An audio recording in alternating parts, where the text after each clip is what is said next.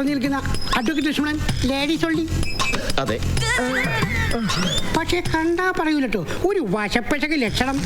ഇതെനിക്ക് ചുമ്മാതിരിക്കുന്നുണ്ടോ? ഇതെന്റെ ഭാര്യ സുമലത, ഇവിടുത്തെ സിസ്റ്ററാ, സാറിന്റെ ഫാനാ. നമസ്കാരം. ഞാനടക്കം അവള് പെട്ടിയെടുത്ത് അങ്ങോട്ട് വരാനൊരുങ്ങും. ഒരു പരുവത്തിൽ അവളെ ഞാൻ തിരിച്ചു കൊണ്ടുവരുന്നത്. ചുമ്മാ പറയുന്നു സാറേ. നിങ്ങളൊരു ഡൈവോഴ്സ് സ്പെഷ്യലിസ്റ്റ് അല്ലേ? ഞാൻ ഒരു ഹാർട്ട് സ്പെഷ്യലിസ്റ്റാ. പണ്ട് തിരുവനന്തപുരം മെഡിക്കൽ കോളേജിൽ അതിവിദഗ്ധമായ 7 ഹാർട്ട് ഓപ്പറേഷൻ പൂർത്തിയാക്കി. പക്ഷേ പേഷ്യന്റ് 7 അടിച്ചുപോയി സാറേ. പിന്നെ അവിടെ നിക്കക്കള്ളിയിലുണ്ടായപ്പോ doctor Kuzhithura Sugunan MBBS board കൊടുത്തുണ്ട്. ഞാൻ ഇങ്ങോട്ട് പോന്നു. ഇതൊന്നും ഇവിടുത്തെ നാട്ടുകാർക്ക് അറിയില്ല കേട്ടോ. അപ്പോഴേ സാറിന്റെ ഹാർട്ടിന് എന്തെങ്കിലും പ്രോബ്ലം ഉണ്ടോ? ഇല്ല, എനിക്ക് ഹാർട്ടേ ഇല്ല. ഹാർട്ടിലെന്നാ? ഇല്ലേ? അങ്ങനെയാണ് ശത്രുക്കൾ പറയുന്നത്.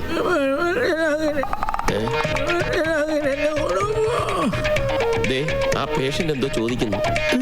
സുമു, ആ പേഷ്യന്റ് പൈനാപ്പിൾ ജ്യൂസ് കൊടുക്കാൻ ടൈമായി. ചെല്ലു.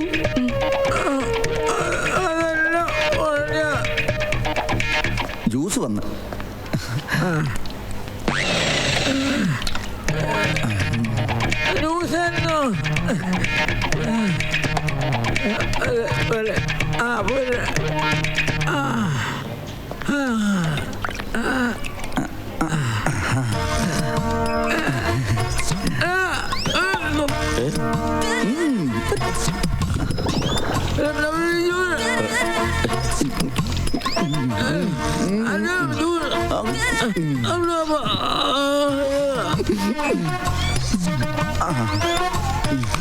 ഇത് നന്നാക്കി തന്നെ ഇരിക്കട്ടെ.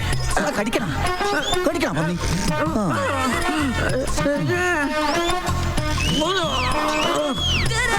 ഈ പേഷ്യന്റ് പിന്നെ എന്തോ ചോദിക്കുന്നു. ഇത്ര പെട്ടെന്ന് അകത്ത് കയറ്റിയ സുമലതേ, അടുത്തത് ക്യാരറ്റ് ജ്യൂസ് കൊടുക്കൂ.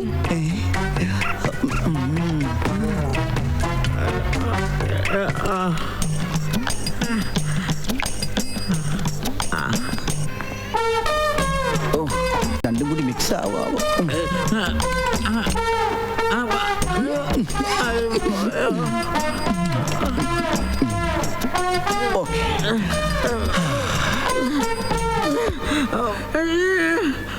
വീണ്ടും വിളിക്കുന്നു. ഇപ്പൊ വരാം.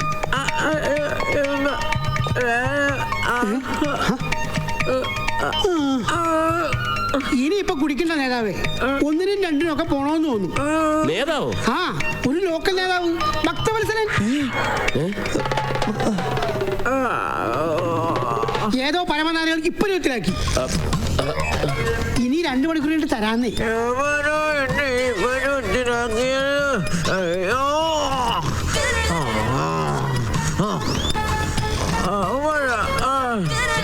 ഡോക്ടറെ, ഇത് പണിയാവും.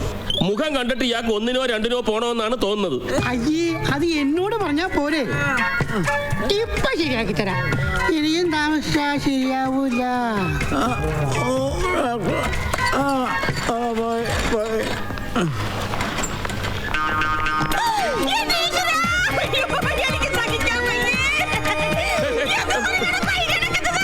അയ്യോ, അതിനെനിക്കൊന്നും പറ്റിയില്ലല്ലോ. നിറയെ ഫ്രൂട്ട്സ് ആണല്ലോ. എന്തെങ്കിലും പറ്റിയ പിന്നെ ഞങ്ങളെ ആര് നോക്കും? അതിനല്ലേ ഞാനുള്ളത്. കരിക്കട്ട നിന്റെ അച്ഛൻ. ഞങ്ങളുടെ നെഞ്ചേരിന്ന് ഞങ്ങൾക്ക് അറിയും അല്ലേ? കരിക്ക് കുടിക്കും സാറേ.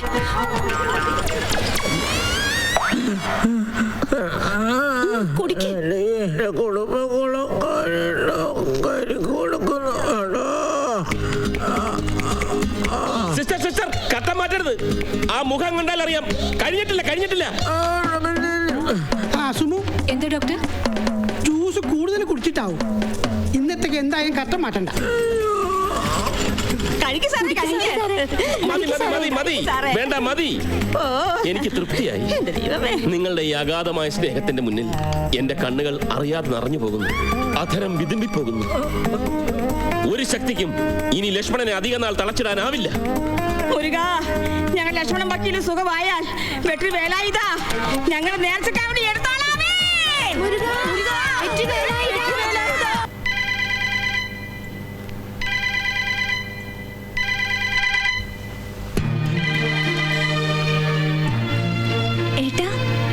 നീ പൂജാമുറിയിൽ തന്നെ ആയിരുന്നല്ലേ?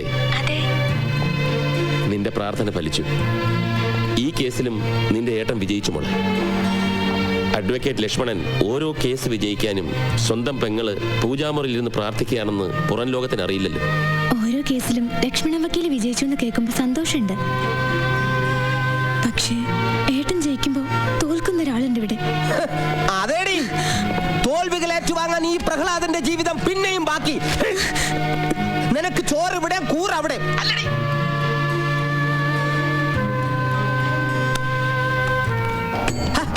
നിക്കടി അവിടെ. എടി, നിന്റെ ചേട്ടനെ കൊണ്ട് തന്നെ നിന്റെ കെട്ടുതാലി ഞാൻ മുറിക്കുമടി. എടി, ഈ പ്രഹ്ലാദൻ കോടതിയിൽ മാത്രമേ തോറ്റിട്ടുള്ളൂ. ജീവിതത്തിൽ ഇന്നേ വരെ ഞാൻ വിജയിച്ചിട്ടില്ല. അതെനിക്കറിയോ. എടി, നിന്നെ കടിച്ചു കയറാൻ നിൽക്കുന്നവരെ സിംഹമാടി ഞാൻ.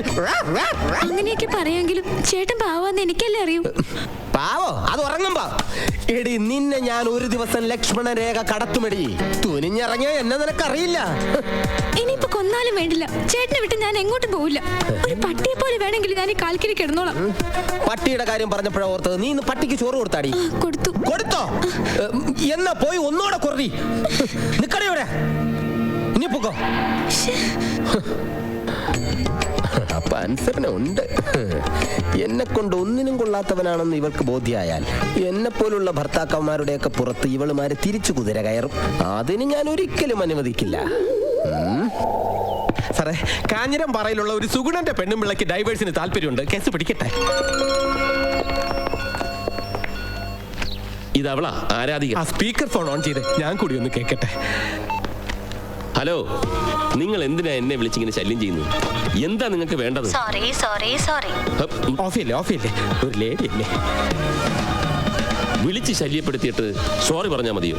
വിളിക്കുന്നത് ഇഷ്ടമില്ലെങ്കിൽ പറഞ്ഞാൽ മതി. മേലെ ഞാൻ വിളിക്കില്ല. അല്ലാതെ എന്നോടിങ്ങനെ ദേഷ്യത്തെ സംസാരിക്കരുത് പ്ലീസ്. കുട്ടിയെ വിഷമിപ്പിക്കാൻ വേണ്ടി പറഞ്ഞല്ലേ. ഓരോ തിരക്കിനിടയിൽ. സാരമില്ല സർ, ഇത്രയും തിരക്കുള്ള ആളെ ശല്യപ്പെടുത്താൻ പാടില്ലായിരുന്നു. പിന്നെ ഒന്ന് പറഞ്ഞോട്ടെ, ദൈവത്തോട് ആരും അനുവാദം ചോദിച്ചിട്ടല്ല ആരാധിക്കുന്നതും പൂജിക്കുന്നതും. ഞാനും അത്രേ ചെയ്തുള്ളൂ. ഇനി വിളിക്കാതിരിക്കാൻ ശ്രമിക്കാം. കുട്ടി, ഞാനൊന്ന് കട്ടായി. സ്വിച്ച് ഓഫ് ചെയ്തു. ദേഷ്യപ്പെടണ്ടായിരുന്നു, പാവം. സാറേ, ഇതാ പൂജാരിയുടെ മോളാ. ഏത് പൂജാരി? അല്ല, പൂജയുടെ ആരാധനയുടെയും കാര്യമൊക്കെ പറഞ്ഞില്ലേ, അപ്പൊ ഏതെങ്കിലും പൂജാരിയുടെ മോളായിരിക്കണമല്ലോ. എന്തായാലും പ്രേമപിത്തം പിടിച്ച ഒരു പെണ്ണ. ഏയ്, പ്രേമം എന്നൊക്കെ പറഞ്ഞാ അതും ഈ പ്രായത്തില്. പ്രേമത്തിന് എങ്ങനെ പ്രായവും കാലവും ദേശവും ഒന്നും ഇല്ല സാറേ. ഈ ബന്ധം സാർ അങ്ങ് ഉറപ്പിക്കണം. എന്തോന്ന് ഉറപ്പിക്കാൻ? അതങ്ങ് മനസ്സിൽ വെച്ചിരുന്നാ മതി ഡിഗ്രി ഗോവിന്ദ. അങ്ങനെ പറയരുത് സാറേ. സാറിന് കാര്യങ്ങൾ അറിയാമല്ലോ. ആ ബ്രോക്കർ സത്യവാൻ നാടായ നാട് മുഴുവൻ അലഞ്ഞിട്ടും ഒരു പെണ്ണെങ്കിലും സാറിനെ കെട്ടാൻ തയ്യാറായോ? അത് പിന്നെ കാരണം എന്താ? താലി അറക്കുന്ന ഒരുത്തന്റെ കൂടെ പെണ്ണിനെ പറഞ്ഞു വിട്ട അവളുടെ താലിയും അറ്റുപോകുന്നു നാട്ടുകാരും വീട്ടുകാരും പെൺകുട്ടികളും ഉറച്ചു വിശ്വസിക്കുന്നു. അനാവശ്യം പറയരുത് കേട്ടോ. അങ്ങനെയൊന്നും ആവാൻ വഴിയില്ല. ഞാൻ പറഞ്ഞത് പച്ച പരമാർത്ഥ. എന്റെ അനുഭവം വെച്ച സാറിന്റെ ഫാൻസ് മുഴുവൻ വിവാഹം കഴിഞ്ഞ സ്ത്രീകളാണ്. ഒന്ന് പോവിന്ദ. ആദ്യമായിട്ടാണ് കന്യകയായ ഒരു പെൺകുട്ടി സാറിനെ ഹൃദയത്തിൽ പ്രതിഷ്ഠിച്ചിരിക്കുന്നു എന്ന് പറയുന്നത്. അവളും ഇപ്പൊ കെട്ടിയാണെങ്കിലോ? ആ കരിനാക്കെടുത്ത് വളയ്ക്കരുതേ.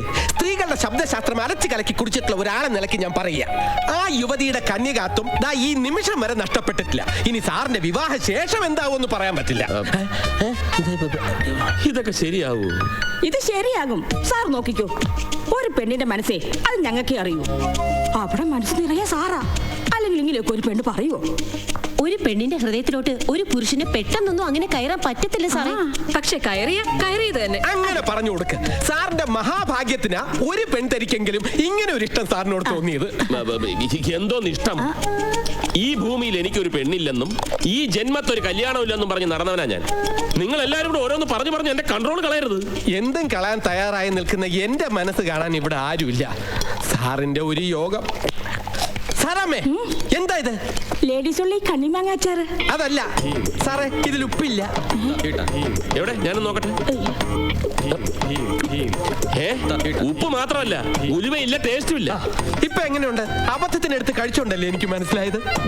നിങ്ങൾ എല്ലാവരോടും ഒരു കാര്യം പറയുക, മറ്റെന്തും ഞാൻ സഹിക്കും, ക്ഷമിക്കും. എന്റെ അച്ചാറിന്റെ ക്വാളിറ്റിയിൽ മാത്രം തൊട്ട് കളിച്ചാൽ ഞാൻ സഹിക്കില്ല. എല്ലാത്തിനും ചവിട്ടി പുറത്താക്കിയിട്ട് വേറെ പെമ്പിളരെ ഞാൻ കൊണ്ടുവരും. എന്റെ കണ്ണൊന്ന തെറ്റിൽ ഇവിടെ ഇങ്ങനെയാ സാറേ. ഈ പ്രാവശ്യത്തേക്ക് ഒന്ന് ക്ഷമിക്കണം. ക്ഷമിക്കേണ്ട കാര്യമൊന്നുമില്ല. സാറ് പറഞ്ഞതുപോലെ ഇവിടെ മറ്റൊരാള് വരണം.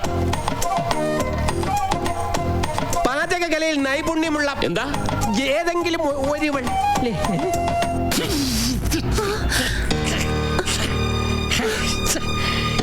എന്താണ് ഇത്? ചായ ചായ കോപ്പ് ഇതാണടി ചായ.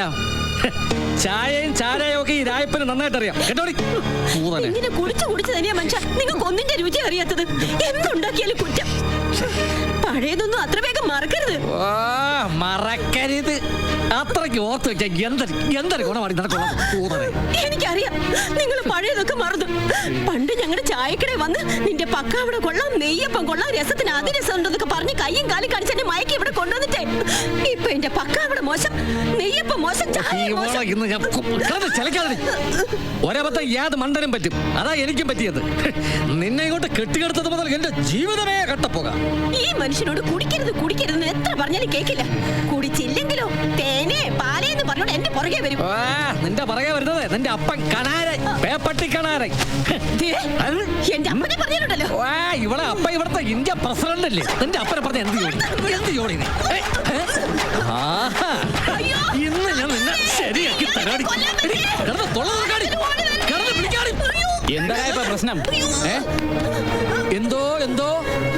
എന്തോ പ്രശ്നം ഉണ്ടെങ്കിലും താൻ പരിഹരിക്കൂ. കുഴപ്പം എന്താന്ന് പറ. അത് ശരി. പ്ലാനിങ് അല്ലേ? പ്ലാനിങ് ശരി ഭയങ്കരി. അപ്പൊ നീ ആളെ വിളിച്ചു കൂട്ടിയിട്ട് നിൽക്കുകയല്ലേ എന്നോട് പകരം ചോദിക്കാൻ? കാണിച്ചു തരാടി. ആടാ ഇപ്പുറത്തോളം ചോദിക്കാൻ. അടുക്കരുത്. ഉളിയാണ് കയ്യിരിക്കണം. അതിന് പരിഹാരം ഉണ്ടാക്കാം. ആടാ നീക്ക ഈ ചീവുളി രായപ്പന്റെ അടുത്താണ് കളിയല്ലേ? കത്തിക്കും. ചോദിക്കാൻ